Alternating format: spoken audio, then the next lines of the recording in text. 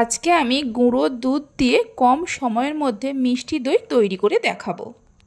আশা করি আপনাদের খুবই ভালো লাগবে। নমস্কার বন্ধুরা, রূপাস কিচেনে সবাইকে স্বাগতম। তাহলে চলুন দেখে নেওয়া যাক। শুরু থেকে শেষ পর্যন্ত দেখার জন্য আপনাদের কাছে অনুরোধ রইল।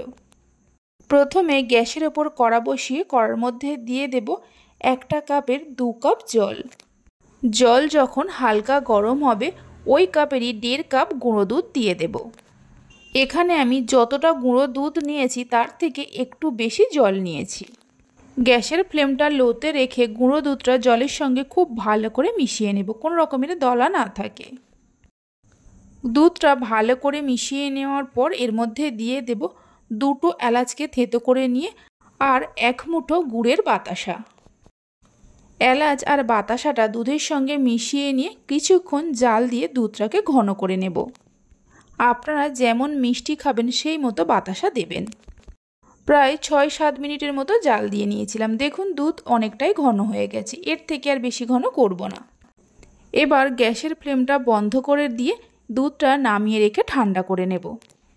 কিছুক্ষণ ফ্যানের তলায় রেখে দুধ ঠান্ডা করে নিয়েছি, তবে পুরো ঠান্ডা করিনি, হাতের আঙুল ডুবিয়ে রাখা যাবে ঠিক সেই মতো দুধের গরমটা রাখতে হবে।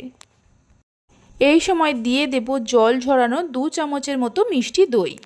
আপনারা চাইলে টক দইও দিতে পারেন, তবে দইয়ের জলটা ভালো করে ঝরিয়ে নিয়ে তবেই দুধের মধ্যে দেবেন। দুধের সঙ্গে দইটা খুব ভালো করে মিশিয়ে নিতে হবে।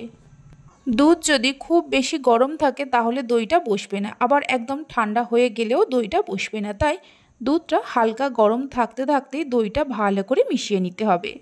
দইটা আমি স্টিলের বাটির মধ্যে বসাবো, তাই বাটির মধ্যে দুধের মিশ্রণটা ঢেলে নেব। আপনারা নিজেদের পছন্দ মতো যে কোনো পাত্রে দই বসাতে পারেন। এদিকে একটা কড়াতে বেশ কিছুটা জল নিয়ে গরম করতে বসিয়ে দিয়েছিলাম। জলটা যখনই ফুটতে শুরু করবে এই কড়ার ওপরে একটা ছিদ্রযুক্ত থালা বসিয়ে দেব। থালার ওপরে একটা একটা করে বাটিগুলো বসিয়ে দিয়ে মিডিয়াম ফ্লেমে ঢাকা দিয়ে প্রায় 10 থেকে 12 মিনিট সময় ধরে রান্না করে নেব। ঢাকনার মধ্যে যে একটা ছোট্ট ছিদ্র আছে কাগজের টুকরো দিয়ে বন্ধ করে দেব, তাহলে ভেতরের হাওয়া আর বাইরে আসতে পারবে না। প্রায় 12 মিনিট পর ঢাকা খুলে দেখাচ্ছি। দেখুন দইটা কত সুন্দরভাবে জমে গেছে। এই সময় ফ্লেমটা অফ করে দিয়ে আবারও ঢাকা দিয়ে কিছুক্ষণ রেখে দেব। তারপর 1 ঘন্টার মতো দই ফ্রিজে রেখে ঠান্ডা করে নেব। 1 ঘন্টা পর আপনাদের দেখাচ্ছি।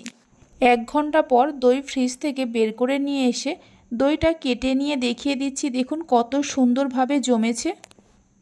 এইভাবে একবার বানিয়ে দেখতে পারেন। বাড়িতে বানালে খেয়ে কেমন লাগলো অবশ্যই আমাকে কমেন্ট করে জানাবেন। রেসিপি ভালো লেগে থাকলে অবশ্যই একটা লাইক করবেন, বন্ধুদের সঙ্গে শেয়ার করবেন। ভালো লাগলে চ্যানেলটি সাবস্ক্রাইব করে পাশে থাকা বেল আইকনটি প্রেস করবেন নতুন রেসিপির আপডেট পাওয়ার জন্য। তাহলে চলুন ভিডিওটা আমি এখানেই শেষ করছি। আপনারা সবাই ভালো থাকবেন, সুস্থ থাকবেন। ধন্যবাদ।